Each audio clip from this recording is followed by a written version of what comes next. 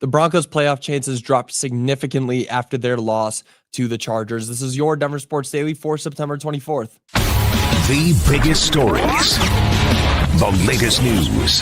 It's Denver Sports Daily. When you're looking to go out and win the division like Sean Payton made so clear that was their goal, it's of the utmost importance that you win your divisional games. And the Broncos did not do that against the Chargers this weekend. And there, of course, with that, you drop your playoff odds, you drop your chances to get in the playoffs, to even get towards the top of the division by a large margin. And after a loss to a division rival and dropping to 1-2, the Broncos' odds to make the playoffs have shifted away from their favor. After Sunday's loss, ESPN marked the chances for the Broncos to make the playoffs at 49%. And while that might still seem a little bit high, that's much lower than they were in week priors. And they should be higher. Now, 49% isn't bad. You have almost a 50% chance of making the playoffs, at least in the eyes of ESPN. But ESPN's chances were more favorable than other outlets, specifically playoffstatus.com, who gave the Broncos a 38% chance to make the playoffs, which is an 8% drop from where they were the week prior. They were at 46% after their loss to the Colts, and then they dropped to 38% after an interdivisional loss. Now, that's no good. Of course, that's no good. Playoffstatus.com, whether you like it or not, they're going to come out and they're going to give these stats. They're going to give that statistic right there saying you got a 38% shot at making the playoffs. And that's not a good chance. Those aren't good odds at all. I don't like those odds. But even worse than that is that playoffstatus.com also gave the Broncos only a 19% chance to make it out of the wild card round, which is another 7% drop from the week prior. So they've got a few big issues that they had come out of that game, at least in the eyes of playoffstatus.com. So 19% chance to make it to the second round of the playoffs. Worse odds than a 38% chance, of course, to even make the playoffs. But you're getting half of that to go out and win, and that's not even taking into account what the matchup could be in the playoffs. Now, overall, taking a step back, week 3. It was your week 3 game. Anything can happen. The Broncos could end up winning the rest of their games. Bo Nix could turn it on just like he did last year, and he turns into a totally different player. That's likely, or not likely, but that's possible. That could happen. Any given Sunday, anything could happen. Who knows? The Broncos could go out in 2 weeks and beat the Eagles by 4 scores. We don't know. We don't know what the odds are actually, because nobody can see into the future. But those odds right there, those percentages sticking out right away saying, okay, this is where you're at for the rest of the season after week 3. This is where you're at right now. And what will it look like for the rest of the year? It's not great.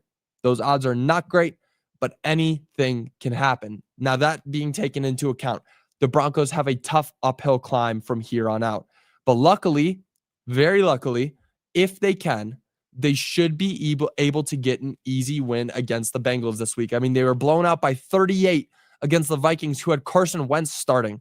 Now, sure, hey, it wasn't really Carson Wentz that did that. It was the Vikings defense that ended up being able to blow out the Bengals. So the Broncos should be having a field day. They really should, because they were looked at as the best defense in the league coming into this season.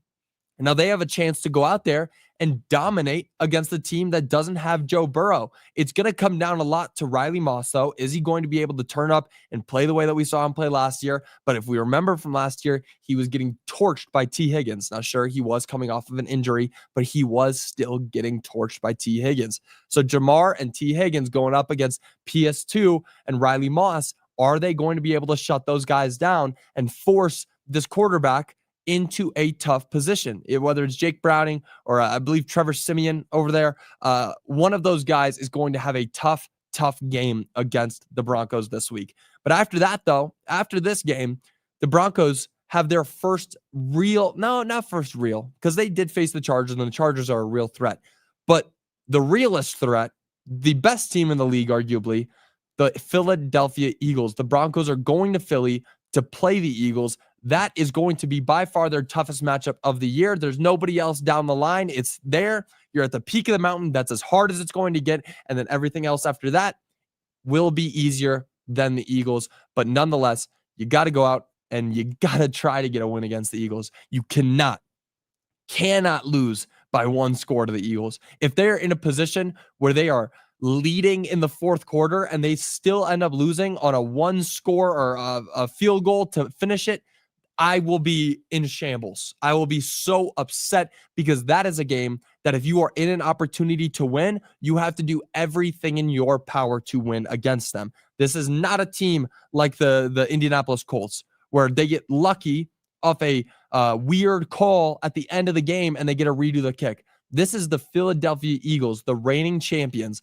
If you can go and beat them, I will change my mind all the way on the Broncos this year. I will say that this is their year to win the championship. This is their year to win the Super Bowl. And we can start celebrating now because if they can win the Eagles, that's as tough as it's going to get around the league. Nobody's playing better than the Eagles right now. So get a win against the Bengals and then put all of your energy towards this Eagles game. And maybe you can see the script get flipped. But moving on, MPJ had a lot to say about the Nuggets at Brooklyn's Media Day. MPJ had his first real opportunity to be introduced to Brooklyn's fan base yesterday, and he spent a lot of time answering a good amount of questions that targeted his former team. MPJ was asked if the Nuggets can win another title this year, and he was honest, saying, yeah, they can win another title. You got Joker. You got Jamal. They're getting better. Cam Johnson, great player. They got Bruce back. They got Julian Strother a year older. Payton Watson, Christian Brown. Yeah, they can definitely do it. Right away, he was very honest about saying that Denver can go out and win. There is no time other than now for the Nuggets to go out and win a championship. It is great to see MPJ recognize that he's in a position where he's away from the team now and he can take a step back and look at them and say, yeah, they're built to win a championship. They're built to win the NBA Finals. And they are. If you've watched the show, you know that I've said this is the best crafted team for the Nuggets in recent history. So not only recent history, maybe in history ever. This is the best crafted team that the Nuggets have ever had. So yeah, he notices it, and the people have started to notice it around the nation. I mean, look at what ESPN has been doing with the Nuggets. They've been ranking them so high. Look at what other outlets have been doing with the Nuggets. And MPJ, giving the Nuggets their credit there, knowing that he's not on the team anymore, so he can be honest and say that, yeah, they can go out and win a championship. Now, he was also asked about what it's going to be like the first time that Brooklyn and Denver play each other. And I love when former players are asked this question because sometimes you'll see some biting comments. Sometimes you'll see a little bit of negativity or a little bit of venom in their bite, but not this time. He responded, I do know when we play them, it's going to be up for sure. It's going to be fun. I'm going to go after those dudes. I know they're going to go at me. It's going to be really fun because I want to show them like, yo, I'm in a whole different role now with Brooklyn, right? And so like, when my shoulder is healthy and I'm feeling good, like that's going to be a fun game for sure. You know, there's still, and you can see it in that response, still a lot of love between MPJ and his love for Denver. And it will definitely be fun to see what his return looks like when he steps back into Ball Arena, what the crowd is going to do, because I guarantee they're going to greet him back with a lot of love. I really don't know many people that hated MPJ as a person. Maybe a lot of people disliked the way he played, and I can understand that. But seeing him come back to Denver, I can't imagine anybody is going to be booing his return. It was a return that I can't really, or a trade that I can't say people wanted because of him. It was more of a trade that people wanted because the Nuggets could get better. Now, Denver is set to host Brooklyn on January 29th, so expect some fireworks come New Year's. But that'll do it for your Nerd Sports Daily. I do want to play some of your comments. Are we playing the Eagles or Bengals? Bengals this week should be an easy win. And then the week after that, the first real tough matchup of the Broncos season. And not first real, but the biggest, the hardest matchup of the Broncos season set to come after this upcoming week against the Bengals.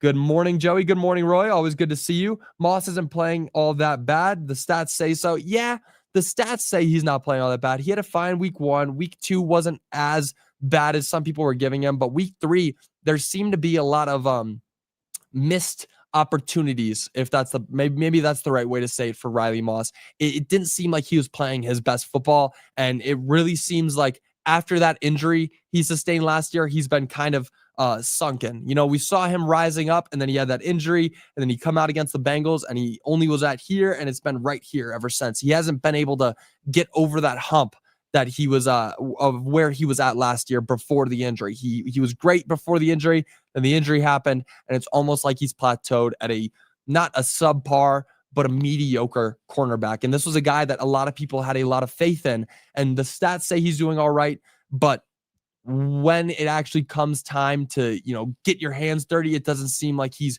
playing as hard as he can. And maybe that's not the right thing. Maybe he's playing as hard as he can, but there's some things that you'd like to see more of Riley Moss, and it just doesn't seem like everything's clicking for him. What's up, Scrappy Will? I like that. I'll take that.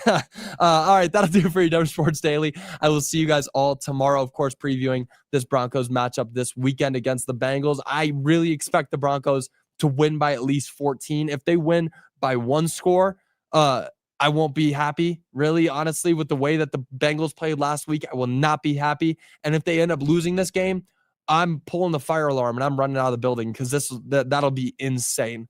But that'll do it for your Denver Sports Daily. I will see you all tomorrow. Until then, y'all have a great rest of your day, and I will see you all later. Bye, y'all.